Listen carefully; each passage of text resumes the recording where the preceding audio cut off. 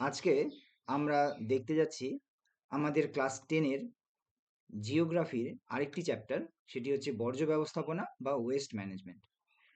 আমরা এই চ্যাপ্টারে যে সমস্ত বিষয়গুলি পড়ব বা এই চ্যাপ্টার শেষে যে সমস্ত বিষয়গুলি সম্পর্কে আমাদের মোটামুটি একটা ভালো ধারণা থাকবে সেগুলো হলো বর্জ্য ব্যবস্থাপনা।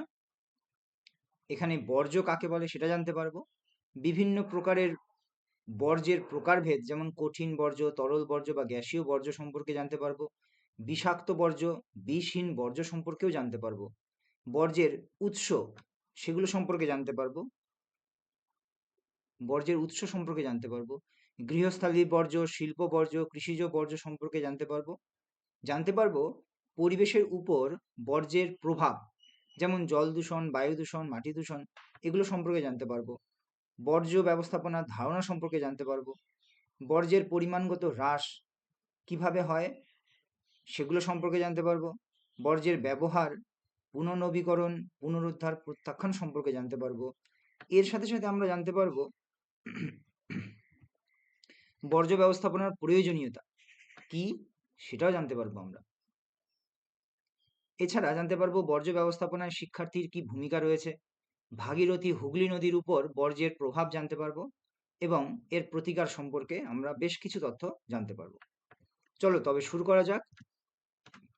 প্রথমেই চলে আসি আমাদের প্রথম অংশে, সেটা হচ্ছে যে বর্জ্য কাকে বলা হয়, তাই না?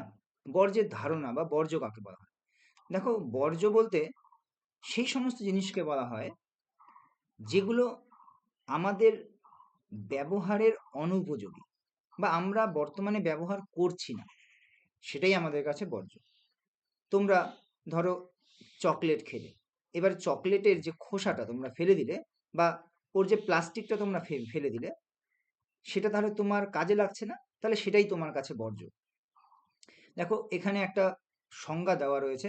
যেমন এখানে বলা হয়েছে যে বর্জ্য বলতে এমন সমস্ত অনুপযুক্ত, অব্যবহারযোগ্য বা অনাকাঙ্ক্ষিত পদার্থকে বর্জ্য বলা হয় যা মানুষের দৈনন্দিন কার্যকলাপ বা প্রক্রিয়ার ফলে উৎপন্ন হয় এবং পরিবেশের জন্য ক্ষতি হতে পারে।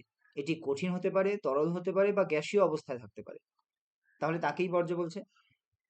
আমরা এখানে বেশ কিছু উদাহরণ দেওয়া আছে, আমি তোমাদেরকে এমনিতেই বলে দিচ্ছি। যেমন আমাদের দৈনন্দিন জীবনযাত্রায় আমরা গৃহস্থালী থেকে, অর্থাৎ বাড়ির থেকে, যখন আমরা শাকসবজি রান্না করার জন্য আমরা শাকসবজিগুলো কেটে নিই, তারপর যেটা আমরা ব্যবহার করি না খাদ্য হিসাবে, সেটিকে আমরা ফেলে দিই। তাহলে সেগুলো আমাদের কাজের নয় বলে আমরা সেগুলোকে ফেলে দিই, তাহলে সেগুলো কিন্তু বর্জ্য হয়ে যাচ্ছে। এদিকে শিল্পক্ষেত্রেও তাই। যখন কোনো একটা শিল্পকেন্দ্রে যে সমস্ত জিনিস ব্যবহারযোগ্য সেগুলো তো ব্যবহার করে ফেলছে, কিন্তু যেগুলো ব্যবহারের নয় সেগুলো মানুষে ফেলে দিচ্ছে, তাহলে সেগুলো কিন্তু শিল্প ক্ষেত্রের বর্জ্য বলে আমরা জানব, তাই না? হাসপাতালে আমরা ইঞ্জেকশন দেওয়ার পর যে সিরিঞ্জগুলো আমরা ফেলে দিই, সেগুলো তাহলে ফেলে দেওয়া অংশগুলো কি হয়ে যাচ্ছে না, বর্জ্য হয়ে যাচ্ছে। আমরা এখানে দেখো দেখতে পাচ্ছি যে বিভিন্ন ধরনের বর্জ্য সমুদ্রের তীরে পড়ে রয়েছে, তাহলে এগুলো বর্জ্য পদার্থ। দেখো, সঠিক অর্থে বর্জ্য কাকে বলে এই বিষয়টা নিয়ে আমরা একদম শেষে আলোচনা করব। আগে আমরা পাঠ্য বিষয় কি কি রয়েছে সেগুলো একটু দেখে নেওয়া যাক। দেখো, এখানে বলেছে যে পারিপার্শ্বিক পরিবেশে শিক্ষার্থীর প্রত্যক্ষ করা বর্জ্য। তোমরা এখানে প্রশ্নের উত্তরগুলো তো পেয়ে যাবে, তোমরা এই ছবিটার মাধ্যমেও কিন্তু মনে রাখতে পারবে। যেমন দেখো, আমরা স্কুল পরিসরে, মানে আমাদের স্কুল গ্রাউন্ডে আমরা যে সমস্ত বর্জ্য দেখি শিক্ষার্থী হিসেবে, তারা দেখো এই যে বিভিন্ন ধরনের উচ্ছিষ্ট খাবার, প্লাস্টিক, বিভিন্ন ধরনের জলের বোতল, ফলমূলের উচ্ছিষ্ট, এই যে প্লাস্টিক কুরকুরে বা এই সমস্ত কোকাকোলা, এই সমস্ত যে জিনিসগুলো, এই সমস্তগুলো হচ্ছে এই যে কাগজের প্যাকেট, তাই না? বিভিন্ন রকম ছোটোখাটো যন্ত্রাংশ, এগুলোকে বলা হচ্ছে শিক্ষার্থীর লক্ষ্য করা বর্জ্য। আমরা এখানে একটু উত্তরে দেখে নিই। যেমন এখানে বলেছে যে বিদ্যালয় প্রাঙ্গণে কাগজের টুকরো, প্লাস্টিকের বোতল, চক বা পেন্সিলের অবশিষ্টাংশ, খাবারের প্যাকেট, ব্যবহৃত কলম পড়ে থাকতে পারে। রাস্তার ধারে, বাজার এলাকায় ফলের খোসা, খাবারের উচ্ছিষ্ট, পলিথিন ব্যাগ, কাঁচের বোতল, টিনের ক্যান, পরিত্যক্ত ইলেকট্রনিক বর্জ্য, এই সমস্তগুলো, পুরনো কাপড় হতে পারে, খেলনা, ওয়ান টাইম ইউজ প্লাস্টিকের ব্যবহার্য জিনিস, তরল বর্জ্য শিক্ষার্থীদের নজরে আসে। শুকনো পাতা, ডালপালা, চিপসের প্যাকেট, পানীয় বোতল, এ সমস্তগুলো হচ্ছে পারিপার্শ্বিক পরিবেশে শিক্ষার্থীর প্রত্যক্ষ করা বর্জ্যসমূহের মধ্যে অংশ। এবারে চলে আসে আমাদের পরবর্তী একটি অংশে, সেটা হচ্ছে বর্জ্যের প্রকারভেদ। কি কি ধরনের বর্জ্য রয়েছে? দেখো, আমাদের পরিবেশের মধ্যে মোটামুটি আমরা 3 প্রকারের বর্জ্য দেখতে পাই। একটা হচ্ছে কঠিন বর্জ্য, আরেকটা তরল বর্জ্য, আরেকটাকে বলা হয় গ্যাসীয় বর্জ্য। কঠিন বর্জ্যগুলো কি কি দেখো এখানটায় কঠিন বর্জ্য কি কি রয়েছে।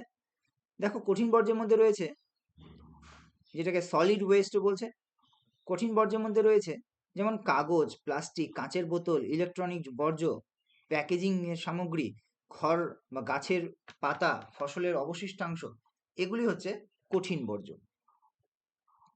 আচ্ছা, এবারে আমরা একটু লক্ষ্য করি, কঠিন বর্জ্য মানে যেগুলি আমাদের প্রকৃতির মধ্যে শক্ত অবস্থায় রয়েছে, অর্থাৎ যেগুলিকে সহজে ভাঙা যায় না, সেই বর্জ্যগুলিকে কঠিন বর্জ্য বলা হচ্ছে। উদাহরণ তো তোমরা জানলেই। নেক্সটে দেখো, তোমাদের এখানে বলেছে তরল বর্জ্য। তরল বর্জ্য মানে লিকুইড, তাই না? জলের মতো অবস্থায় যদি কোনো রকম বর্জ্য রয়েছে থাকে, তাহলে তাকে তরল বর্জ্য বলা হচ্ছে। যেমন কি কি হতে পারে? আমাদের রান্নার উচ্ছিষ্ট তরল, বাসন ধোয়ার পানি, যেমন বাসন ধোয়ার জল, যেমন কোনগুলো বাসন ধোয়ার জল?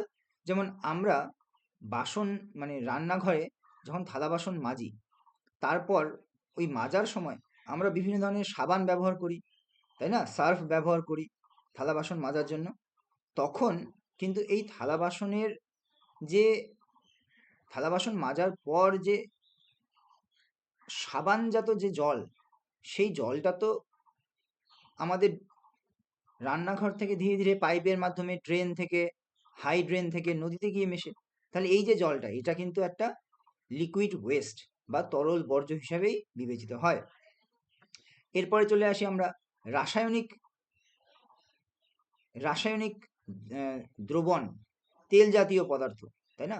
হাসপাতালের তরল বর্জ্য, রক্ত, ওষুধজাত দ্রব্যের অবশিষ্টাংশ, এগুলো হচ্ছে লিকুইড ওয়েস্টের মধ্যে পড়ে যায়। এরপরে চলে আসি আমরা গ্যাসীয় বর্জ্য। আচ্ছা, গ্যাসীয় বর্জ্যটা কি?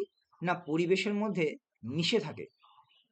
গ্যাসীয় পরিবেশের মধ্যে মিশে থাকে, একদম যা দেখতে অনেকটা বাতাসের মতো, গ্যাসের আকারে রয়েছে, কিন্তু তা প্রচণ্ড ক্ষতিকর, সেটা হচ্ছে গ্যাসীয় বর্জ্য, তাই না?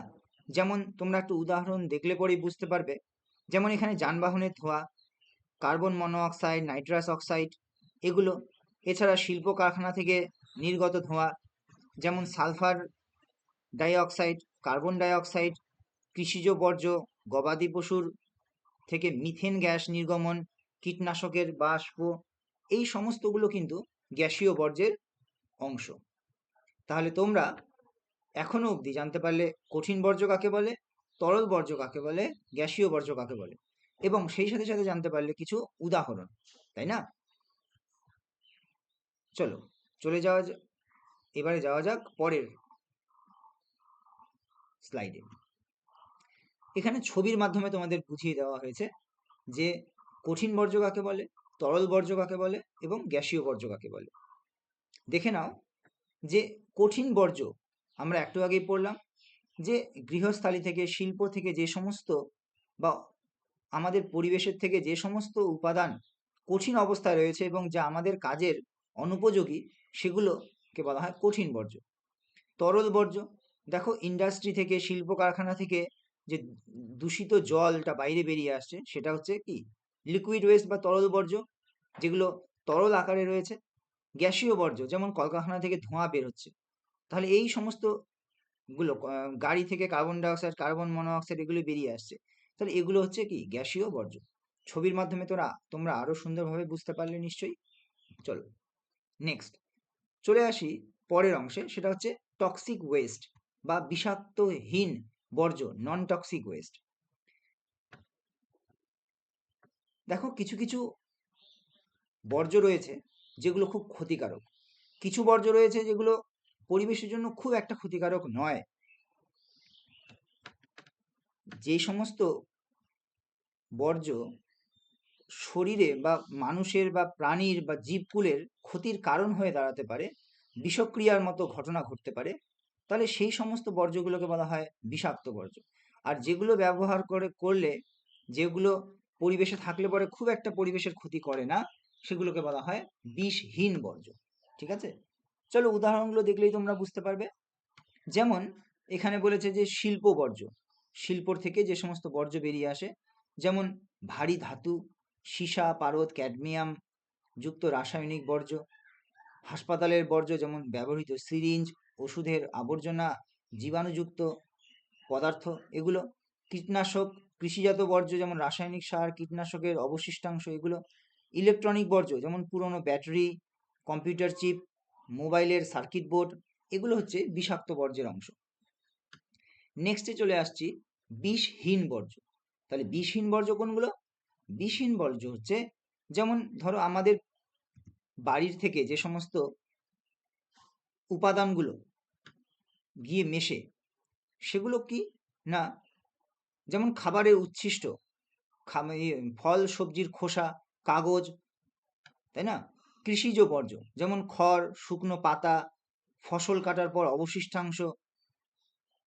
এছাড়া বালি, পাথর, কাঠ, ধাতুর টুকরো, প্লাস্টিক, কাঁচ, কাঁচের বোতল, কাঁচের জার, এগুলো হচ্ছে আমাদের বিষহীন বর্জ্য। এগুলো যদি পরিবেশে পড়ে থাকে তাহলে খুব একটা ক্ষতিকারক নয়। এবারে আমাদের জানতে হবে বর্জ্যের উৎস কি। এই যে আমরা বলছি যে বর্জ্য, এই বর্জ্যের উৎসটা কি, চলো দেখি একবার কোথা থেকে এই বর্জ্যগুলো বেরিয়ে আসে। যেমন কিছু রয়েছে শিল্পজাত বর্জ্য বা ইন্ডাস্ট্রিয়াল ওয়েস্ট, শিল্প কারখানা থেকে কিছু বর্জ্য বেরিয়ে আসে, তাদের বলা হয় শিল্পজাত বর্জ্য। কিছু কিছু রয়েছে যেগুলো এগ্রিকালচারাল ওয়েস্ট, অর্থাৎ কৃষিযোগ্য বর্জ্য। এমন কিছু বর্জ্য রয়েছে যেগুলো কৃষিক্ষেত্র থেকে বেরিয়ে আসে, তাই না? যেমন খড়কুটো, ফসল কাটার পর অবশিষ্টাংশ, শুকনো পাতা, কীটনাশকের অবশিষ্টাংশ, এগুলো হচ্ছে কৃষিযোগ্য, মানে কৃষিক্ষেত্র থেকে বেরিয়ে আসা বর্জ্য। এছাড়া রয়েছে জৈব বর্জ্য। জৈব বর্জ্য কোনগুলো? বা বায়োডিগ্রেডেবল ওয়েস্ট, যেমন ফল সবজির খোসা, খাবারের উচ্ছিষ্ট, গাছের পাতা, প্রাণীজাত আবর্জনা, এগুলো হচ্ছে জৈব বর্জ্য। এখানে দেখো প্রত্যেকটার ক্ষেত্রে আমি ছবি দিয়েছি। যেমন শিল্পজাত বর্জ্য কোনগুলো, কৃষিযোগ্য বর্জ্য যে বা কৃষি ক্ষেত্র থেকে বেরিয়ে আসা বর্জ্য, এবং জৈব বর্জ্য কোনগুলো সেগুলো কিন্তু আমি ছবি আকারে দেখিয়েছি যাতে তোমরা বুঝতে পারো। এবারে চলে আসি পৌর বর্জ্য।